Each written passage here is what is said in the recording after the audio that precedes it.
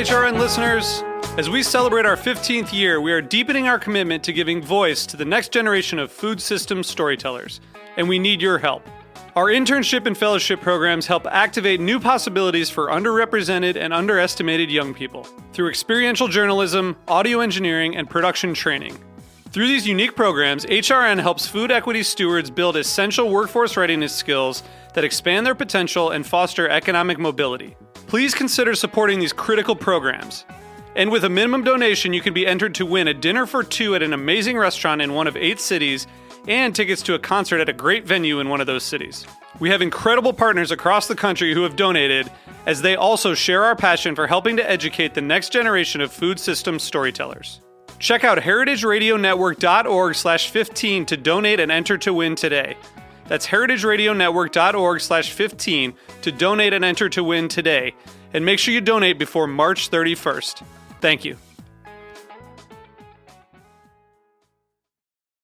This podcast is brought to you by Vivino. Discover and buy wines wherever you are. Visit vivino.com/heritage to stock up.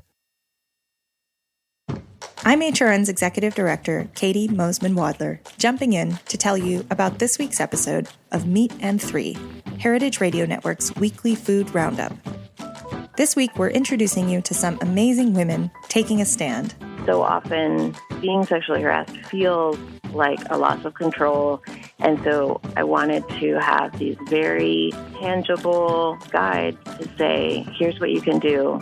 Others are pushing for more diversity at major food industry events. I still feel really determined to do, whatever I can to help shift that, and in a direction that's not just more diverse, but more equitable. We also have a report on that summer business staple, the lemonade stand. The lemonade stand might be the purest form of starting a business. Low overhead, easy to get into, and requires little experience or special equipment. Don't miss Meat and Three, your weekly 15-minute food news roundup from HRN. Subscribe on Apple Podcasts, Stitcher, or your favorite podcast app. Search MEAT+THREE, and thanks, as always, for listening.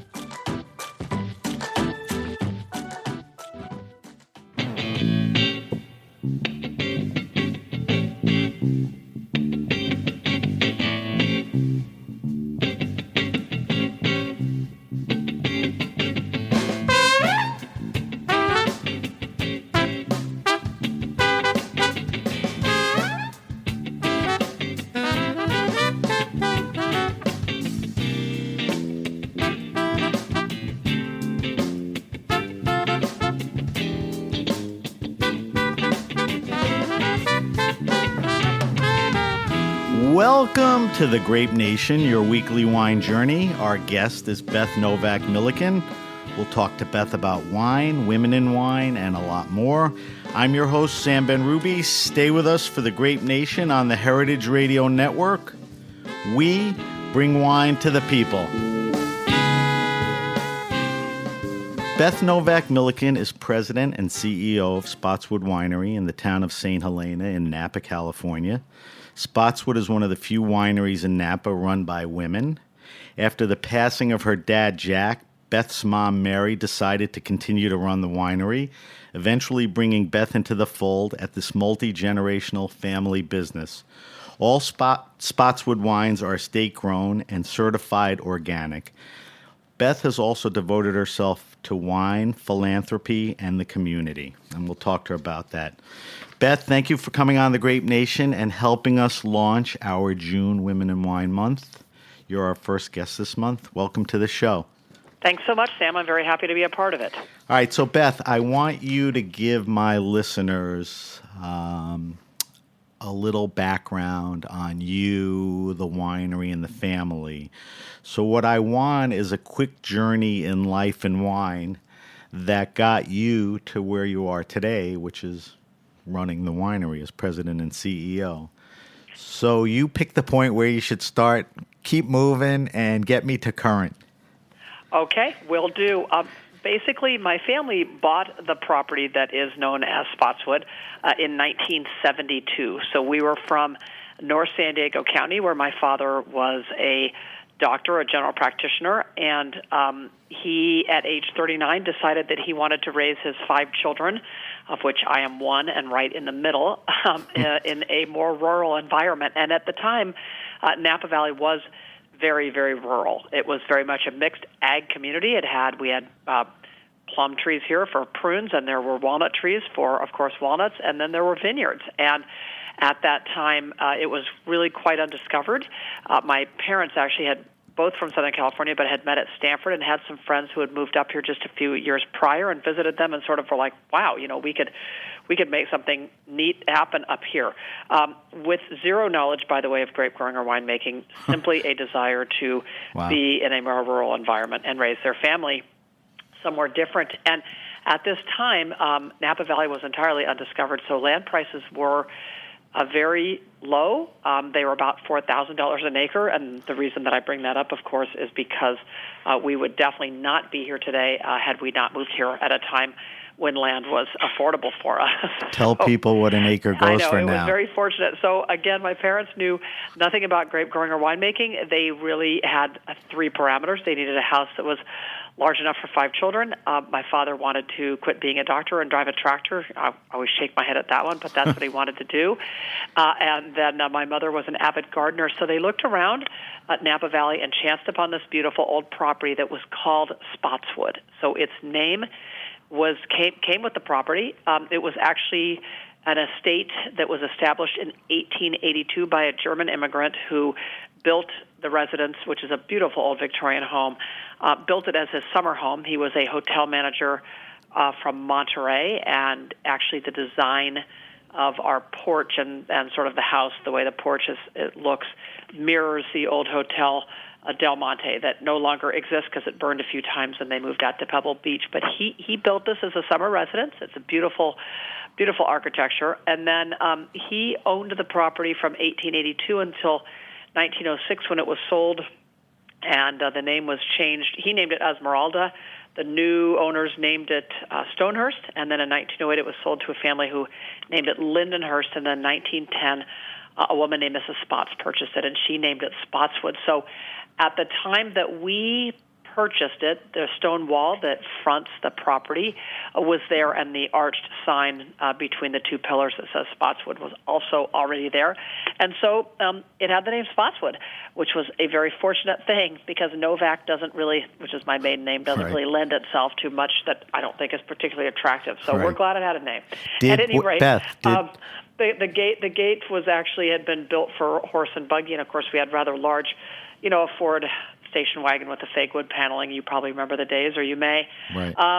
Cars like that could barely fit through, so we had to widen the pillar. And, I mean, the whole town was just up in arms. And who are these newcomers? What are they doing to Spottswoode? And not only were we new, we were from Southern California, so that's never a good thing for Northern Californians.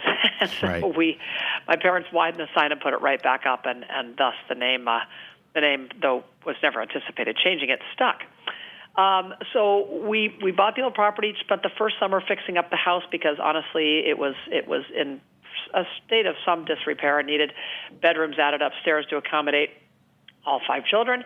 And so the first summer was spent doing that, and then starting in 1973, we started replanting the old vineyard. My dad realized his dream of driving a tractor, and it's about a 45-acre property right up against the western hills of the town of St. Helena, so we're actually in the city limits of St. Helena, interestingly enough, and we have 45 acres, roughly 40 of which are planted vineyards. So when we first planted the vineyard, we had roughly 9 acres of Sauvignon Blanc, 9 acres of Zinfandel, and then about 20 acres of Cabernet Sauvignon in the very back. And then after this was and what we removed to plant that were old post-Prohibition varietals, which were basically Petit Syrah, Napa Gamay, French Colombard, and Green Hungarian. So replanted the vines based upon Rick Foreman being a neighbor. My parents just got to know people who gave them suggestions of what to plant. Of course, we planted entirely on AXR1 rootstock, which will come into play when our replanting happens later. But I'm jumping ahead. So we replant the vineyard in about 1975. My dad actually had to go back to work as a doctor because he was spending an awful lot of money on this new endeavor and making none. And so he went back to work for a number of years as an emergency room doctor here in St. Helena. And then very unexpectedly, when he was just 44 years old, he died of a heart attack, leaving my mother a widow with this property 5 years after we had gotten here. So my mom was the same age. At that time, she took stock and recognized that she had already fallen in love with St. Helena, and that she recognized also that she had a livelihood here because the vineyard that had been replanted, we were already selling some of the grapes even before my dad died. So she recognized that she could continue to do this. So she continued to sell the grapes to people like Frog's Leap and St. Clement, and ultimately went to Joe Heights, who she was actually scared to death to talk to, but she did, and he bought her grapes. Mike Robbins, who was at Spring Mountain, and then ultimately the Duckhorn families and the Duckhorn family and the Schaefer family started buying some of the best grapes from us. Yeah. And yes? Some of the best. Yes, some of the best, exactly. And they loved the fruit. They were good family friends. They encouraged my mom to make our own wine because they really felt the Cabernet was special. So in 1982, we made our first vintage of Spottswoode Cabernet Sauvignon, and that was, exactly 10 years after we moved here and 5 years after my dad's death, that my mom was able to realize their shared dream. Tony Soder was our original winemaker, and he is remarkable. He started Etude the same year. Mm-hmm. He has since sold that and is up in Oregon making his own Pinot Noir called Soder. But he had been up at Chapelet, wanted to, came and visited the vineyard, felt like it had great potential, and was excited to take on Spottswoode as his first outside project. He had been up at Chapelet, and so he came to us and then also started his Etude the same year. And then in 1985, so 3 years later, he recognized that he wanted to have a really close relationship between the vineyard and the wine. If he was going to be able to make wines from this estate, he wanted to have an intimate connection with the grapes and the vines. And so he took over our farming in 1985 and introduced organic farming practices at that time. So we were the first in Napa Valley to start farming organically, and the second to be so certified. And so the vineyard today, if you were to come and visit, the romantic description of how to find us, because as I noted, we are in the city limits of St. Helena, is to come north on Highway 29, and you get to the Chevron station in the town of St. Helena and make a left-hand turn. And if you go 6 blocks, you will literally run into that stone wall and the sign that says Spottswoode and see that Victorian behind it. So in the 1990s, we ultimately had to replant the vineyard. I mentioned the AXR1 rootstock that was not resistant to phylloxera.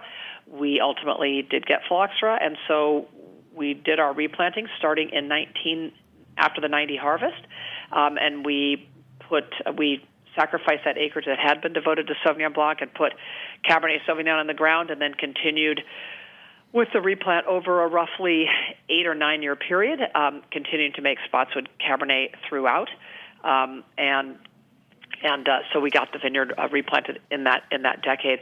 Early in the 90s, we were also able to move up the street. So our winery, I'm so sorry, there goes my mobile. That's okay. We were able to move up the street. There's a beautiful old pre-Prohibition stone winery building in which our barrels are kept, our second-year barrel room. Our barrels were initially kept in the cellar of my mom's house, and we were bursting at the seams, and our offices were originally upstairs where our kids' bedrooms had been, and I think my mom was getting a little tired of all the activity at her house. So this property across the street came available, had an old farmhouse on it that we converted to our offices, and then we got our barrels in the barrel room, then we fixed up the old house to be our offices, and then ultimately in the late 90s, after we had completed our replanting for phylloxera, we were actually able to build a production facility, and so we have our estate winery here on this property, and so since 1999, we've been a true estate winery. That's great. All right, so let's talk. So that gets us to current. That gets us current, yeah. You are an estate winery. You grow your own grapes. You mint your own grapes. You do it on premise. Let's talk about you being one of the first wineries in Napa after your dad passed away to wholly be run by women. So how were things then that you remember, and how are things now? I guess you looked up to your mom, and she was running the business, but she was also a woman, which is, a high minority out there and in the business and all that. So what do you remember? as a woman doing that. Does anything stand out? Well, for my mom, when she was starting in '82, I was in college at UCLA, and I wasn't a part of that. Right. I came to work with my mom in 1987, which I never expected to do so quickly on that. When my father died when I was a junior in high school, St. Helena and I went to junior high and high school here, and I thought I would never come back. It's a very small community. It was, as I mentioned, it was quite rural and what I would call redneck at the time. And I went off to UCLA with no thoughts of the wine business because there wasn't any wine business to even be considered because we didn't have a wine business at the time that I went off to college. So anyway, I went to UCLA, and then I ended up spending my junior year abroad in Salzburg, Austria, of all places, and somehow or another, you live in Europe and you think you're sophisticated, which I was not, of course, but you think you are, and you can drink wine legally. And somehow or another, I thought, wine is quite interesting to me, and I knew I didn't want to stay in Southern California after school, so I came back and graduated UCLA in my senior year, and then moved to Northern California and actually before I graduated, I already had a job with a wine brokerage, which was called Bruce McCumber Wines, and we sold wines like Joseph Phelps at the time that they used to make so many wines. Pine Ridge, Saintsbury, Caymus in the old days. Stuff. Golly, White Oak, Balvern. Labels that people haven't even heard of. But we had some really, really neat, iconic sort of small brands that we sold in the Bay Area. So I sold wine there and did that for about 2.5 years. In the meantime, I met the man who has now been my husband for 30 years. But we met in San Francisco and ended up sort of quitting our jobs and hiking and backpacking through the Pacific Northwest and having sort of 3 months of just living off of the land in a way, if you will, and then, going to different places and taking backpacking trips, and then came back to San Francisco. I was doing temp work at that time because it was sort of the time when PCs were coming on, and so I thought it'd be great to learn about how to use them well and to become a little bit versed in that. And then just as I was starting to think about getting back in the wine business, my mom gave me a call and said, "Can you help me out a couple days a week?" So I was living in the city with John and started coming up a couple days a week. And I think literally within 2 or 3 weeks, it turned into full time. And ultimately, John and I moved here, and sort of the rest is history as far as that goes. I was very concerned about him moving here because he's originally from Chicago, and I thought that this would not be quite big enough for him. But it has turned out to be a community that we both love, and it's great to be here. So you worked side by side with your mom for many years, right? I did, like 29 years. What'd you learn from her? What were the best things about being with her every day in the wine business? I think she was amazing, but I think I learned strength and fortitude and standing by what you believe in. She was quietly very strong. She really did take a risk to start a winery when she really knew little to nothing about business. And so with her, I think I learned sort of, and humility. Always carrying yourself with a sense of who you are and never, just being real and authentic and true to oneself and honoring this piece of ground. I learned certainly the love of the property and of the land from her. So, for me, working with her was, just a remarkable opportunity, and it was a great experience. She just, died barely a year and a half ago, and I still miss her more than I'll ever be able to express in words. She was a remarkable human being. Did you perceive at any point in the early days that her being a woman in the business or you was any issue, or you just didn't feel it then? I didn't really feel it that much. I wish I could explain that, but I didn't really feel that. I don't know why. Maybe it was just because my mom was the owner and people knew that she was the owner of Spottswoode, and so there wasn't any. And I can't really explain it, but I never really felt that. I also think the way you described her, all her values and her personality and her traits, out in the market. She probably warranted a lot of respect. Do you ever think about how women are doing in wine today? I mean, do you think there's an issue with women in wine? I mean, do you feel a little secluded from that in Napa, or? I don't. I mean, I feel like it's pretty open to women here. And if you think about other women-owned wineries, I mean, there's Naoko Della Valle and there's Delia Viadere. Right. Hall, right? I mean, Craig is involved, but Catherine is there running it. Who else can I think of that I kind of... And then you think about people in winemaking, whether it's Rosemary Cakebread or Mia Klein or Jennifer Williams Celia, or Heidi Barrett. Right. I guess, and Francoise Péchon, who's, there's just a lot of names of women. I feel like Pam Starr. I always have felt like this business, maybe more than many others, is quite open to women. I mean, Eileen Crane running St. Super. There's a lot of examples, and I feel like this industry is really very open to it. I guess I just have never really felt it was an issue. Anything really from being female. Maybe Napa women had more opportunities. I mean, you mention a lot of people. It still may be a fraction of the overall, market, but it's still a lot, which is a nice thing. Exactly. I would say that you are correct 100%, that it is a fraction of the overall, but that it does exist and it is recognized. Yeah. If I was, I'm not, but if I was a young woman, and I met you at the winery or bumped into you at a restaurant and, I really had an interest in the industry, I guess from everything you told me, you'd be very encouraging about getting into the business as a woman, right? Yes, I would be. And it seems, and I think really at every level, whether it's marketing or sales or production. There's many women in production. I mean, I would say that really every aspect of this business is available to and open to women. I mean, Joseph Phelps, I'm sorry, I can't remember her name, but they've just hired a female to come in and be president and run their business, wow. which is really exciting. So I think there really are opportunities here. Yeah. So then things are good in that sense. I'm glad to hear that. I'm glad to hear it from your perspective out in Napa. The world that you're surrounded with, you feel good about it.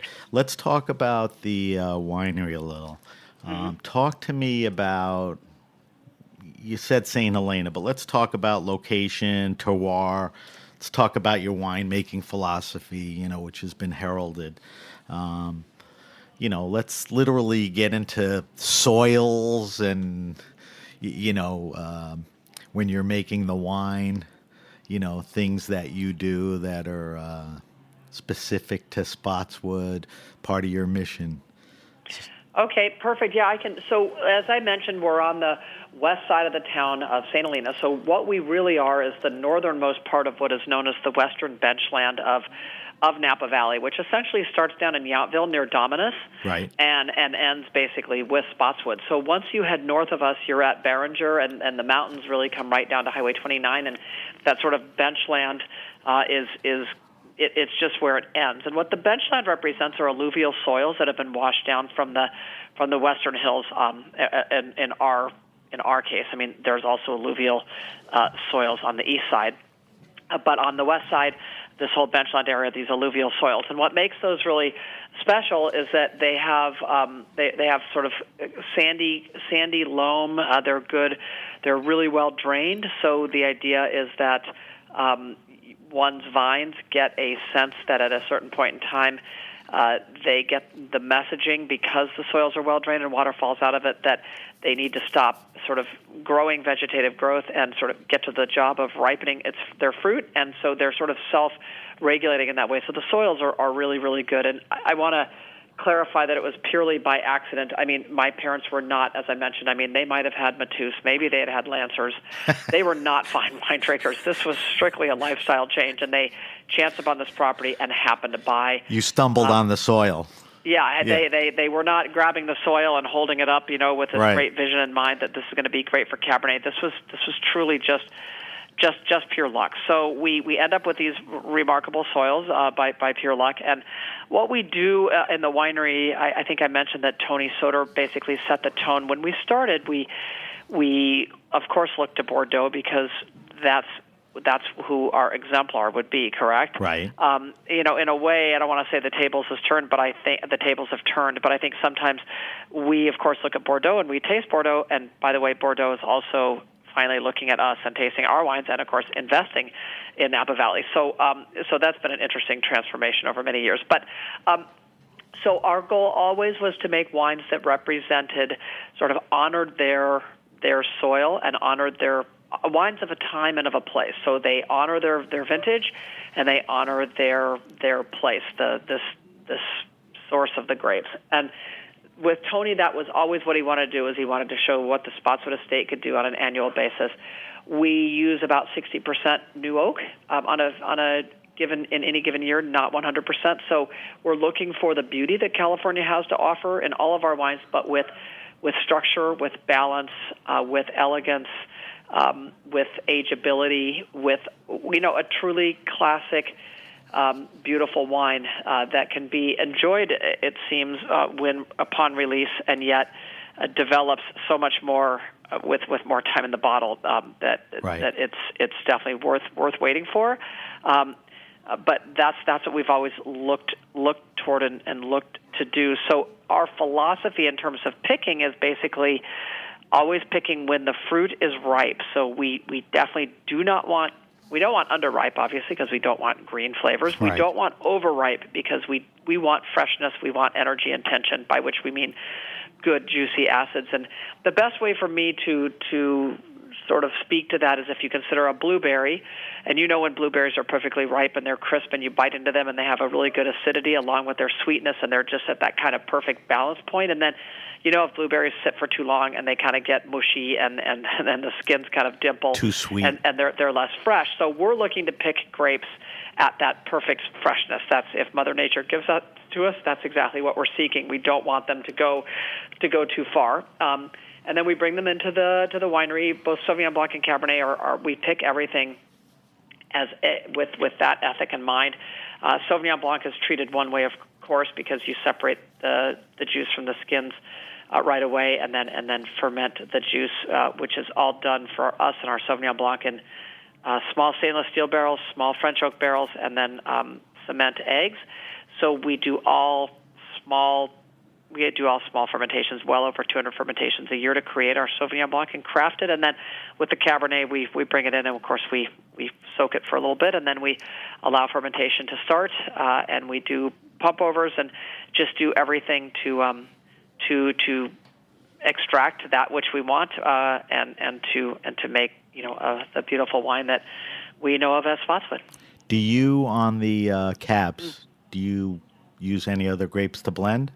We do. We have both Cabernet Franc and Petit Verdot. And you grow those on the estate? We do indeed, yes. And every year the blend varies, right? Based on the grapes, the vintage? Exactly. So the blend generally is somewhere in that 85 to 90% Cabernet Sauvignon, okay, and then anywhere from sort of 5 to 8% Cabernet Franc, and anywhere from, it could be as high as 10% Cab Franc, and then anywhere from 2 to 5% Petit Verdot. Right. So a couple of quick questions about organics. You said what I was going to say, which is you were one of the first wineries, if not the first, to go organic. And I guess it was Tony Soter that was a driving force there. So quick question. That's the viticulture. What about in the cellar? I mean, does the organic philosophy carry through in the winemaking? I mean, philosophically, I would say Aaron Weinkoff, who is our vineyard manager and our winemaker and who's worked with us since 2006, philosophically, he's very much about the organic part would be, I mean, winemaking is organic when it comes right down to it, basically. Right. We certainly do use sulfur.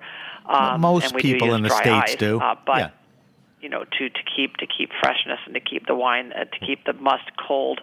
But basically, I think where that all comes into play is just sort of looking long-term and looking at each wine and each lot individually and listening to what the wine and the grapes have to say each year. There is no formula, so there's definitely not a formula. Every year is vastly different. I would suggest that with climate change, we're having extremes, obviously, that we've never seen before, and I would certainly expect more of those going forward.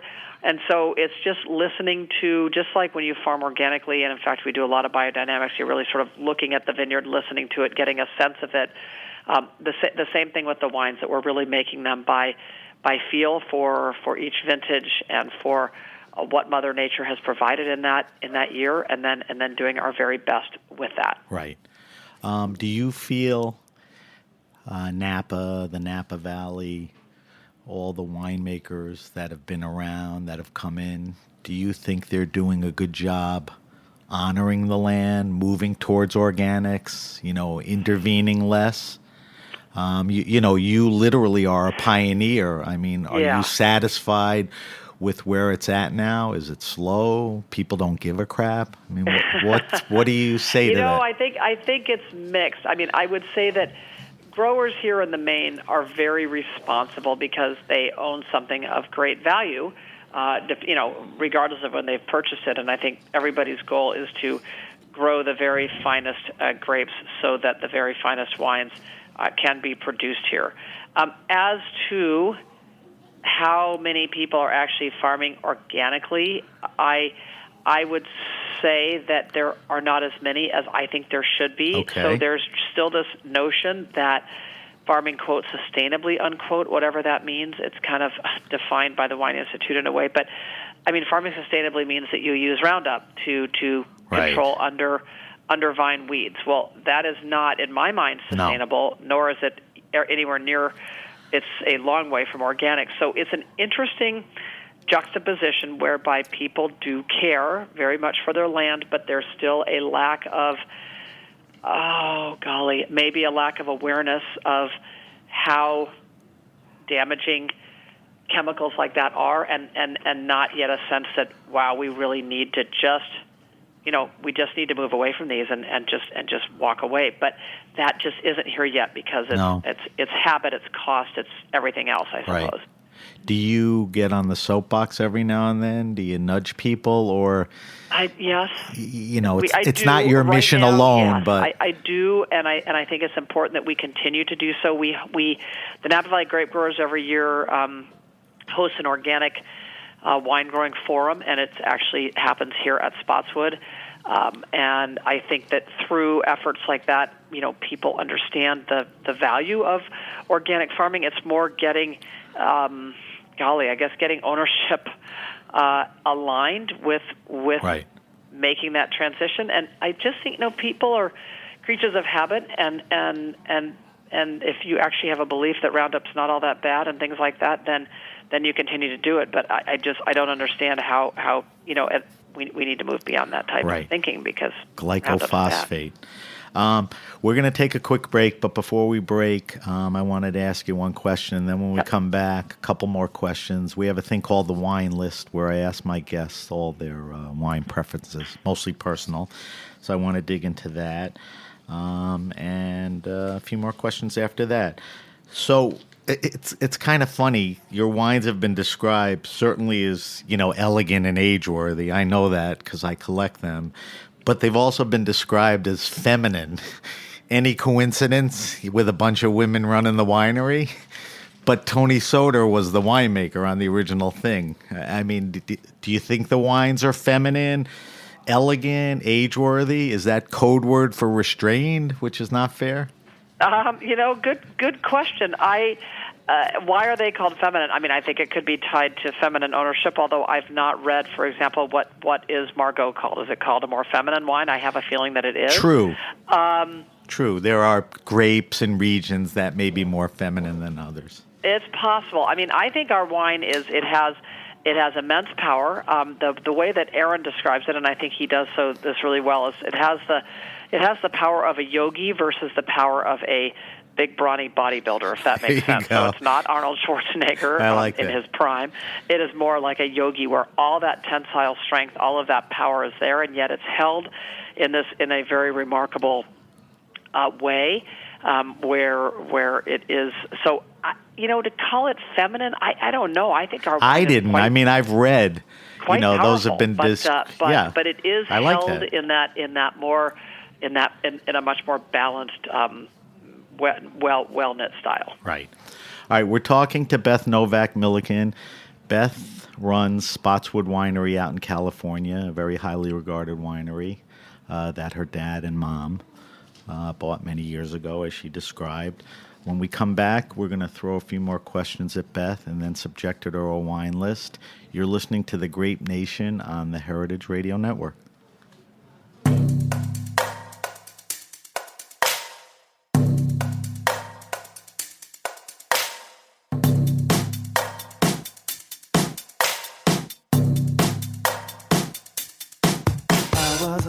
It's no secret that I like being that person who always has some great wine on hand.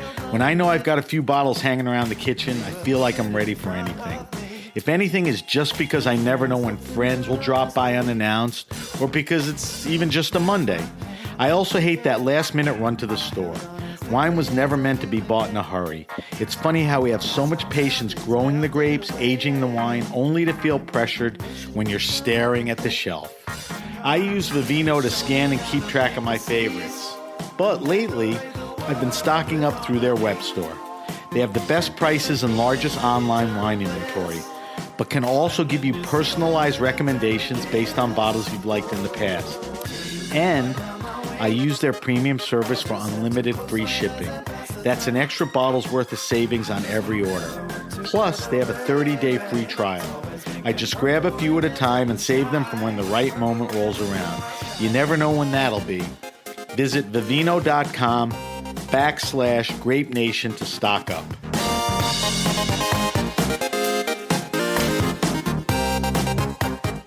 All right, we're back. We're back with my guest, Beth Novak Milliken from Spottswoode Winery in California. Beth, I wanted to ask you if you think that Napa and California wines have changed, talking the wine, the people, the area, since you joined the business, I guess, over 31 years ago. I mean, what's notable to you? Or is it the same old thing? It is definitely not the same old thing. So I'd say that, so certainly when we started in the early 80s, and most of the vineyard here was either on Old St. George rootstock or the more recent AXR1.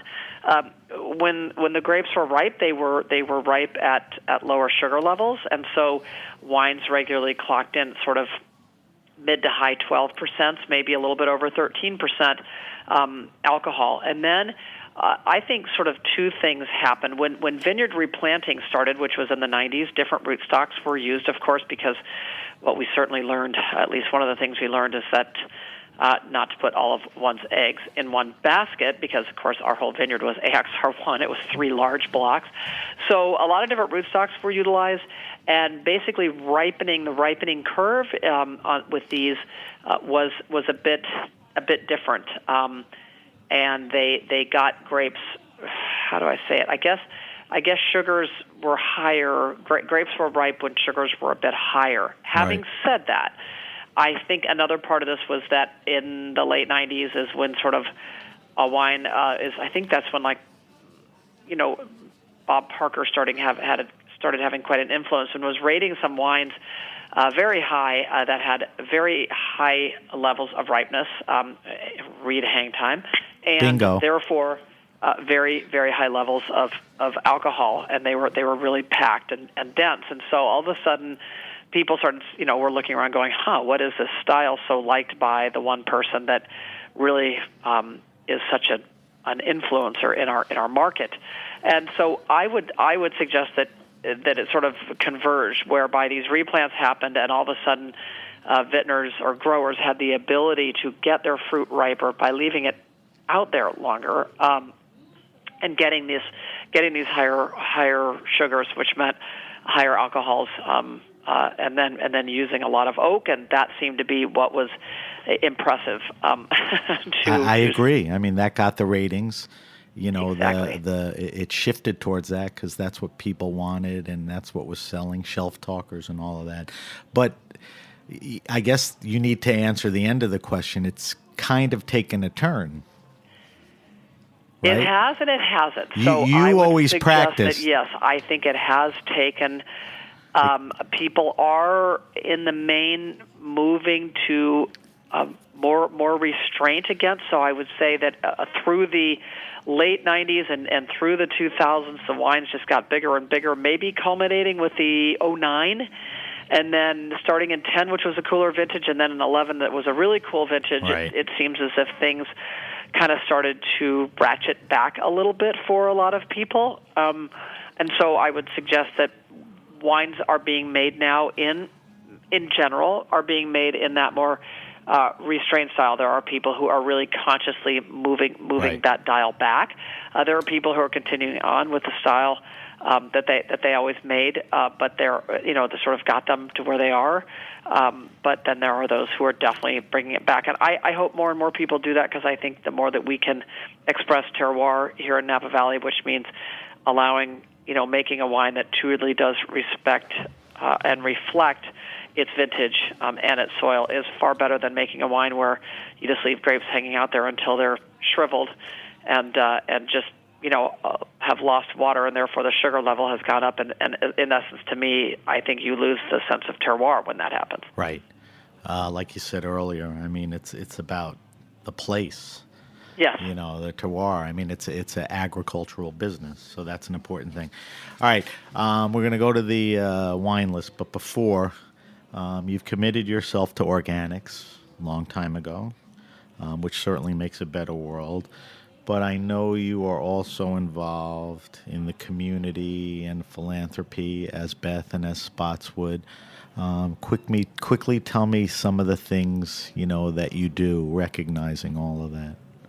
So in essence, philanthropically, we put our efforts toward both the natural environment and toward our local public schools, are our main focuses. So here in St. Helena, I mean, we support our St. Helena Public Schools with a large donation every year. There are 4 of them: a primary, elementary, middle, and high. We support the Boys and Girls Club, and we support other things related to sort of early childhood education, that kind of stuff. Then, right. On the environmental side, I mean, we support the Land Trust of Napa County, which is one of our big ones. The Trust for Public Land, the Nature Conservancy.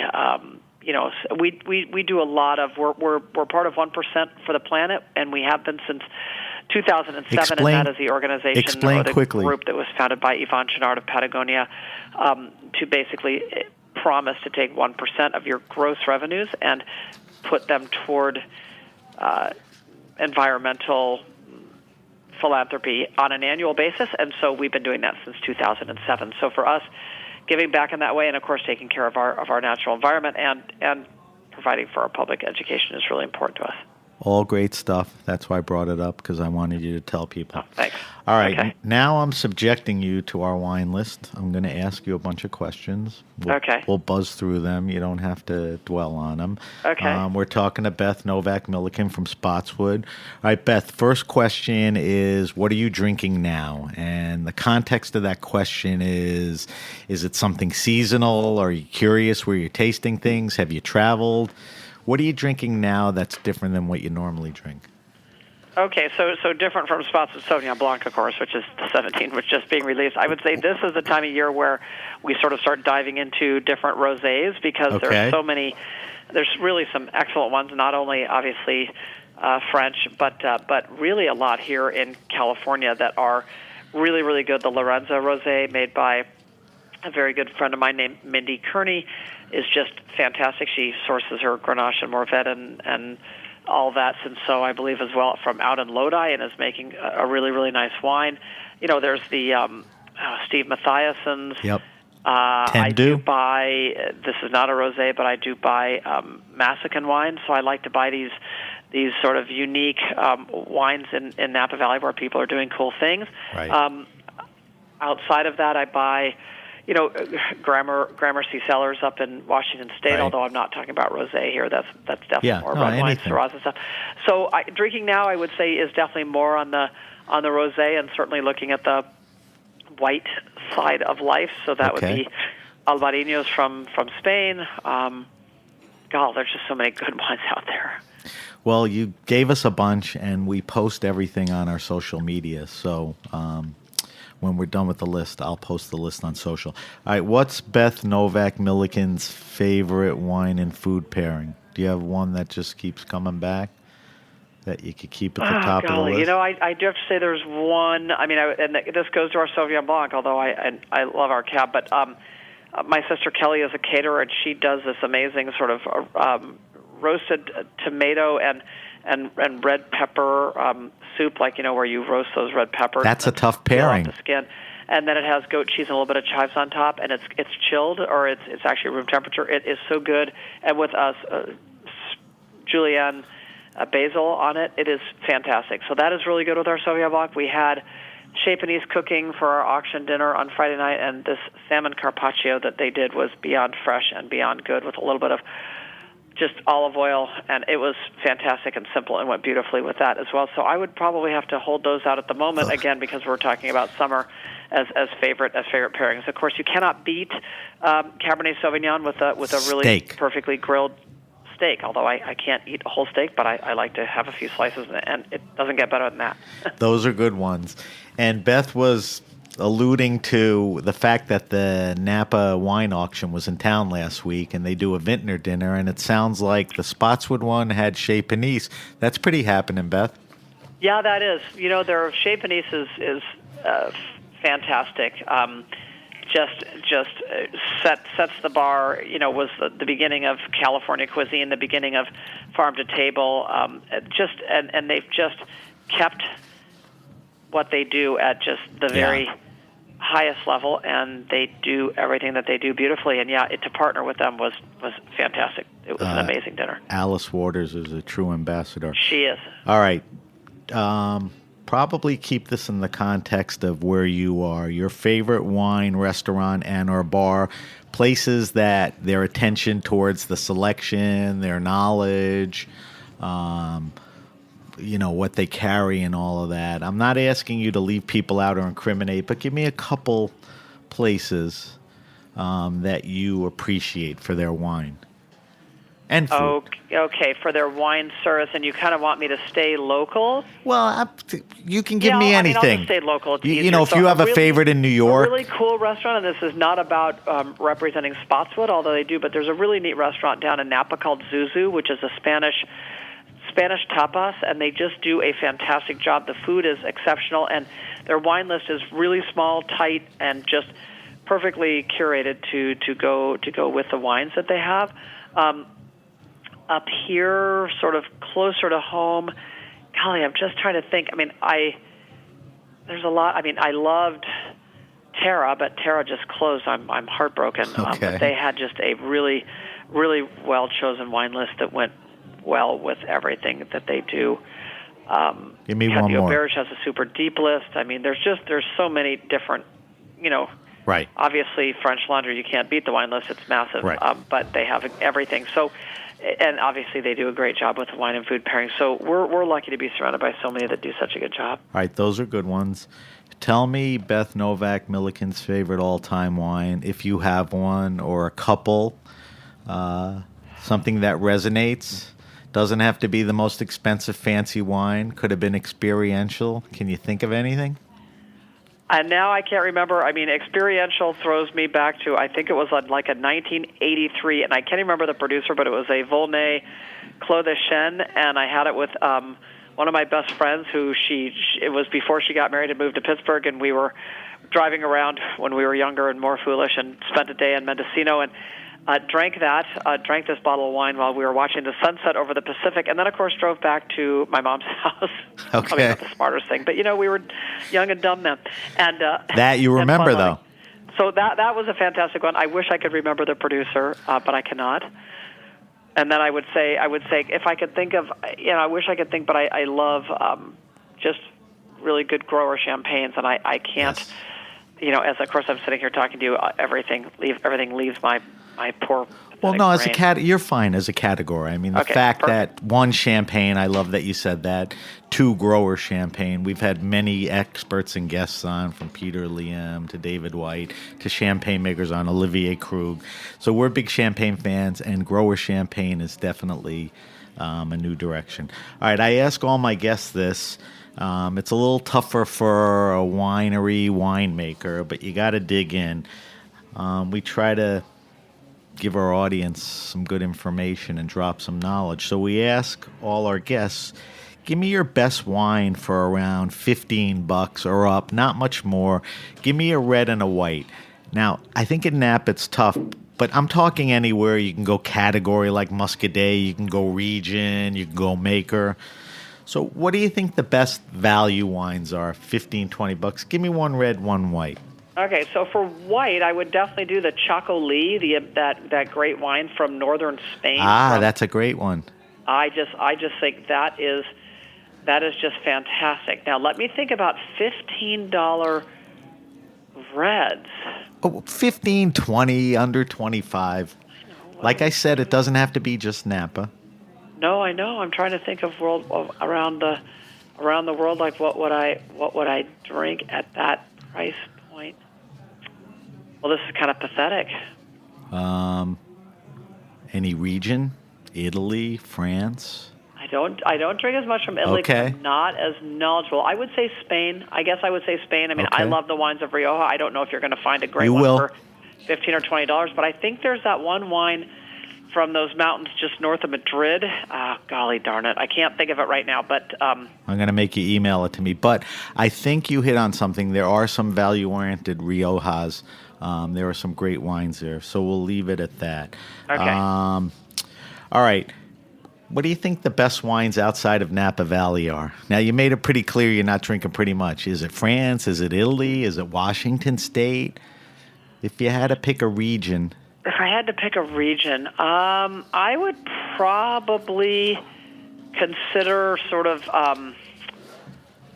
So, for example, I would think of the Pay wines. Or the Hirsch. I start to think of Sonoma Coast or some of those really cooler climate. Some of the cooler climate Pinot Noirs in this area where you're really out and benefiting from that fog and just that coolness. I think that area to me is really.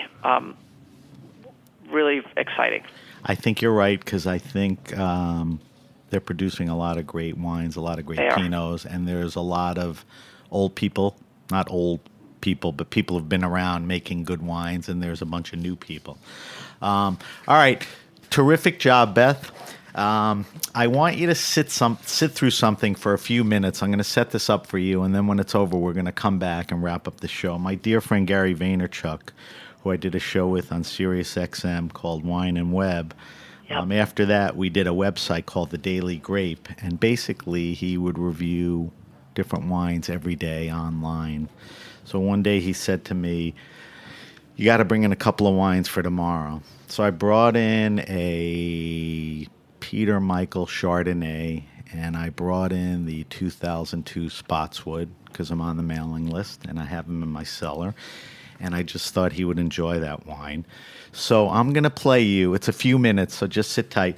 I'm going to play you the audio from when he tasted the 2002 Spottswoode. Vitor, do we have that queued up? All right, Beth, give it a listen, and then when it's over, we'll come back, talk about it quickly, and wrap up. Okay. Let's move on. Now, Spottswoode. I'm really excited about this. I'm actually not quite sure if I've ever had this wine. This was a very iconic wine. I visited Spottswoode maybe right around the time this vintage. I might have actually had it out of barrel. This is the 2002 Spottswoode Cabernet Sauvignon Estate. This is now selling actively at $170. I think it was a little bit less when it first came out. Do you remember when you got that? Maybe 80, 90? It's probably 85, 95. Yeah, 97 on points. the mailing list. 97 points, Robert Parker, 97. Now, Spottswoode, again, when I was growing up, was hot, but was more like a 93, 94 point winery. To see Parker 97, really one of the wines of the great very heralded 2002 vintage, 2001 got a light up, but a lot of people love 2002. $1.70 this wine. So we're rolling deep. It's a little Jay-Z P. Diddy here tonight. I feel like we need to have like our own table or something, not just like this crappy studio here. 97 Parker. Spottswoode is a tremendous Napa Valley producer that has always been known for not being too over the top. And that's why I've always been a fan. I'm excited to see how this matured. The color is insanity. It is dark.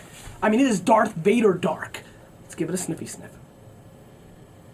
Again, really good aromatics. This is what happens when you're putting wine and letting it sit for a little bit, calming down, sitting in a cellar, a temperature-controlled cellar. No, you don't keep it in just some sunroom.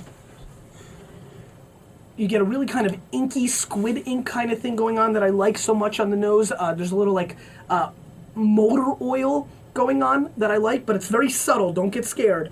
Blackberry and a little bit of like cassis drilling home on the finish. Not a lot of oak, which is always a pleasant surprise for Cabernet from Napa. Let's give it a whirl.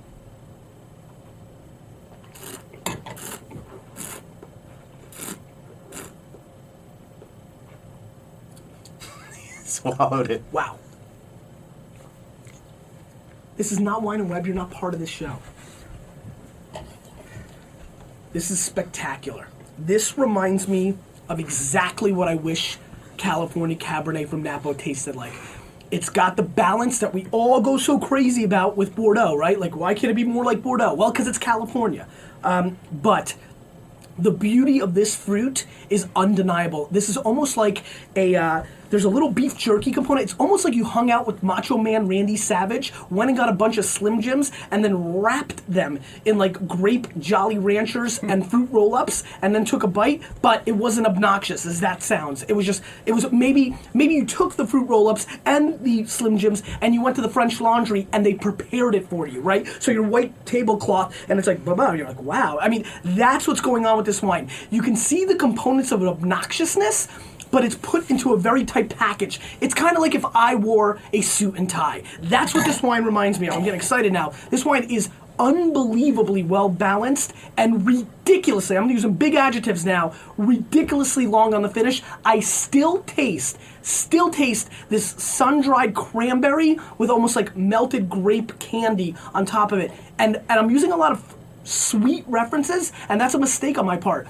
I want you to know that there's a subtle dark chocolate and a really nice bitter dark chocolate flavor mixed in that's kind of dominant, 30-40% of the overall flavor. This is really, really good Cabernet, and you guys have collectively watched me in the first 1,000 episodes of Wine Library TV, and now about 8 or so on this one, and I'll tell you, there have not been where Parker went a little high, not a little, pretty high for me on this one. There have not, this may be the best Cabernet that I've had in the 1,008 wine shows that I've put out on the internet. This is spectacular.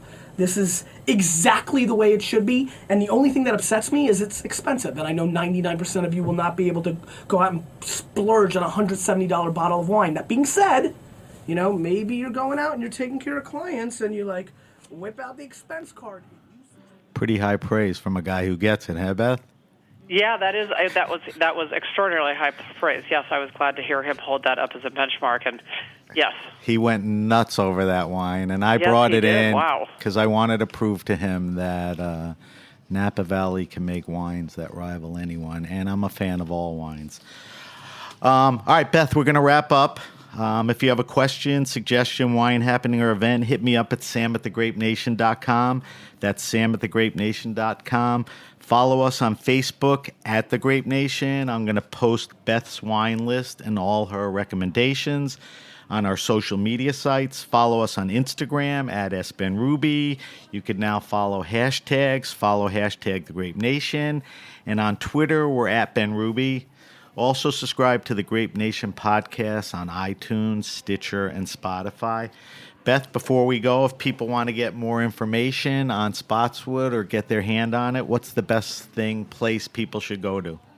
They should just go to our website. Everything is there. It's at Spottswoode.com, so it's very easy to find, SPOTTSWOODE as an elephant.com. Okay. So 2 T's and an E on the end. And that is really the place to get the best information. Everything is there. Okay.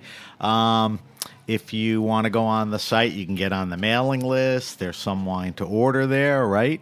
That is correct. Okay. Yes. All right. Currently, our 14 and 15 Cab, which go together, and then our 17 Sauvignon Blanc and our 15 Lindenhurst Cabernet Sauvignon. There you go. All right. I want to thank our guest, Beth Novak Milliken. Beth is the president and CEO of Spottswoode Winery out in California. I want to thank our engineer, Vitor, and everyone at the Heritage Radio Network. I'm Sam Ben-Ruby, and you've been listening to The Grape Nation.